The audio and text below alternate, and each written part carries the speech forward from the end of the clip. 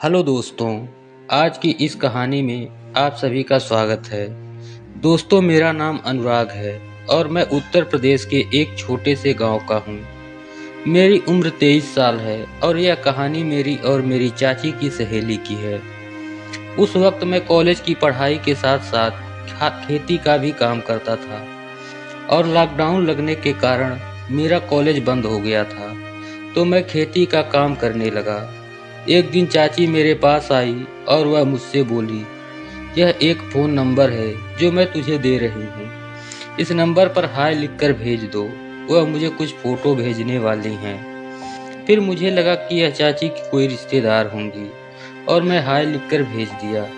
और फिर कुछ देर के बाद उस नंबर पर मुझे कुछ फ़ोटो मिली। मैंने जब वह फ़ोटो देखा तो वह एक खूबसूरत औरत की फ़ोटो थी और साथ ही कुछ और कागजात की भी फ़ोटो थी। फिर मैंने चाची को आवाज़ लगाकर बुलाया और फ़ोटो दिखाई और मैंने चाची से पूछा कि यह कौन है। फिर चाची ने बताया कि यह मेरी सहेली है। मैंने चाची से कहा, यह बहुत खूबसूरत है। और मेरी बात पर वह तनक कर बोली, तो तुझे क्या करना है? और मैं चुप होकर वहाँ से निकल गया। और फिर कुछ दिन यूं ही निकल गए। एक दिन चाचा ने कॉल करके बताया कि मैं 2 दिन के लिए बाहर जा रहा हूँ और वह रात में ही निकल गए। और दूसरे दिन रात में गाड़ी लेकर वह वापस आए।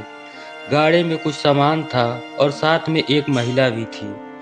वह गाड़ी से एकदम से उतरी और सीधी घर में चली गई।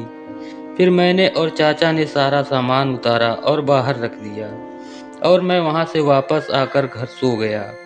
और फिर सुबह जल्दी उठकर मैं काम पर निकल गया। फिर ऐसे ही 2-3 दिन निकल गए। फिर एक दिन मैं बाहर था, तब मैंने उस महिला को देखा तो देखता ही रह गया। उसकी उम्र 36-37 साल के आसपास की रही होगी और उसकी हाइट 5 फुट 4 इंच की होगी। और उस समय भी मेरी उससे कोई हाय हेलो नहीं हुई। और फिर मैं अपने काम पर निकल गया। फिर मैं काम से वापस आकर मैं रात उस नंबर पर हाय भेजा और फिर उसने भी मुझे हाय भेजा। फिर मैंने उसका नाम पूछा तो उसने अपना नाम नहीं बताया और उसके बाद उसने कुछ रिप्लाई भी नहीं दिया। दूसरे दिन फिर से मैंने उसे मैसेज किया और फिर भी उसने मुझे कुछ रिप्लाई नहीं दिया। और ऐसे ही 4-5 दिन निकल गए। फिर ना ही मैंने मैसेज किया और ना ही उसने मुझे कुछ रिप्लाई दिया। फिर छठे दिन उसने मुझे मैसेज किया और मैंने रिप्लाई देना चालू कर दिया। फिर उसने अपना नाम बताया। उसका नाम महिमा था और मैंने भी उसे अपना नाम बताया। अब मैं उसे मैडम कहकर पुकार रहा था और कहा से हो मैडम, तो मैडम बोली मैं मुंबई से हूँ। और आप कहाँ से हो? तो मैं बोला मैं इसी गांव से हूँ। फिर महिमा बोली इसी गांव का क्या मतलब हुआ? मैं टोन बदल कर बोला, जिस गांव में तुम हो मैं उसी गांव में रहता हूँ। तब महिमा बोली और मैं कहाँ हूँ? मैं बोला तुम मेरे घर के बाजू में रहने आई हो। अब मैडम ने इधर उधर देखा और लिखा तुम कहाँ हो? तो मैं बोला मैं अपने घर पर हूँ मैडम। फिर मैडम ने बोला वह तो मुझे भी पता है कि तुम घर पर हो, पर कहाँ? मैं बोला घर के अंदर। मैडम बोली ओके, बोलकर घर के अंदर चली गई। फिर उसने चाची से पूछा अपने बाजू में कौन लड़का रहता है? तो चाची ने बताया वह मेरा भतीजा है। फिर मैडम ने पूछा यह क्या करता है और कहाँ रहता है? तो उसने मेरे बारे में चाची से सब कुछ पूछ लिया और चाची ने भी उसे सब कुछ बता दिया। फिर उसने चाची से अलग होकर मुझे मैसेज किया और पूछा अब तुम कहाँ हो? मैं बोला मैं बाहर बैठा हूँ। फिर मैडम बोली मैं भी बाहर हूँ और उसने मेरे नंबर पर कॉल किया। तो मैडम की जैसे ही एक रिंग बजी, उसने सुनते ही फ़ोन कट कर दिया। फिर मैंने मैसेज किया आपने कॉल क्यों किया था? तो मैडम बोली बस ऐसे ही। फिर मैंने कुछ नहीं कहा और मैं समझ गया कि वह मुझे देखना चाहती थी। फिर ऐसे ही कुछ दिन और निकल गए। फिर चाची के लड़की, उसे मौसी कहते थे। एक दिन चाची ने मुझे बुलाया और कहा तेरी इस मौसी को कुछ सामान खरीदना है और तू इसे लेकर जा, मार्केट ले जाओ। अब मैं उनको लेकर मार्केट गया। फिर उसने कुछ सामान खरीदा और मेरे लिए कैडबरी डेयरी मिल्क भी ली। और फिर हम दोनों घर के लिए निकल गए। अब वह मुझसे बातें भी करने लगी थी। उसने मुझसे पूछा, तेरा नाम क्या है? मैं बोला, मैंने आपको बताया तो था। मैडम बोली, फिर से बताओ। तो मैंने अपना नाम बताया। फिर इस तरह से बातचीत में मैडम ने फिर से सब कुछ पूछ लिया। फिर मैडम बोली, क्या तुम्हारी कोई गर्लफ्रेंड है? और मैं एकदम से चुप हो गया। तो मैडम ने फिर से बोला, क्या हुआ, चुप क्यों हो गए? तो मैंने बोला कि नहीं, अभी मेरी कोई गर्लफ्रेंड नहीं है।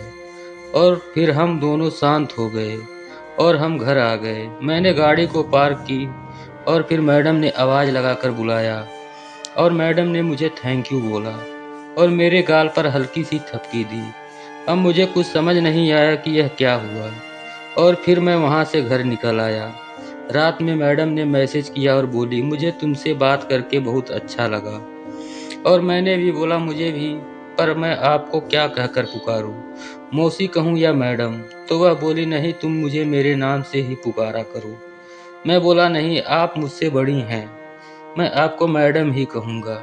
वह मुंबई में जॉब करती थी, इसीलिए उनको मैडम कहने में कोई हर्ज नहीं था। तो वह बोली, ठीक है।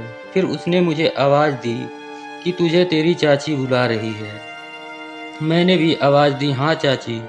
फिर चाची बोली, मेरे मोबाइल में सिग्नल नहीं दिख रहा है, देखना जरा क्या हो गया है।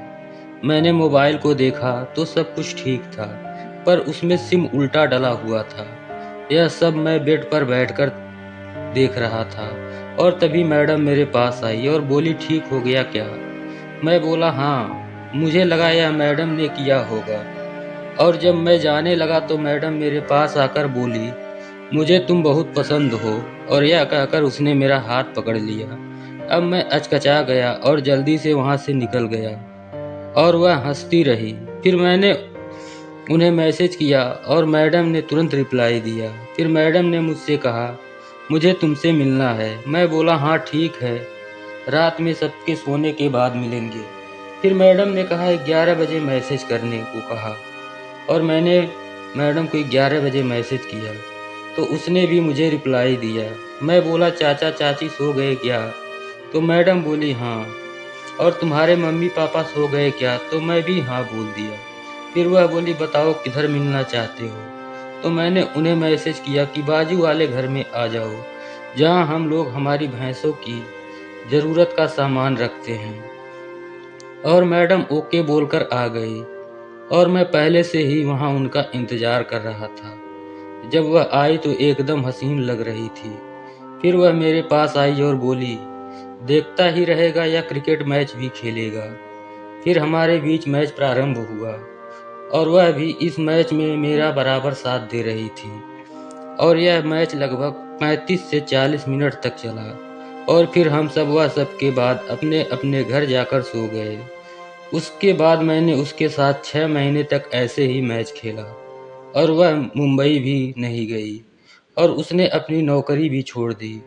वह 6 महीने तक गांव में क्यों रह रही थी, इसके पीछे उसके पति का कर्जदार हो जाना एक बड़ा कारण था, जिसके चलते वह मुंबई वापस जाने लगी। तो उनकी आंखों में आंसू थे, जिसे मैं समझ सकता था, लेकिन कभी ना कभी तो हमें अलग होना ही था। तो दोस्तों, कैसी लगी आपको हमारी कहानी? अगर कहानी पसंद आई हो तो वीडियो को लाइक और चैनल को सब्सक्राइब जरूर करें। धन्यवाद।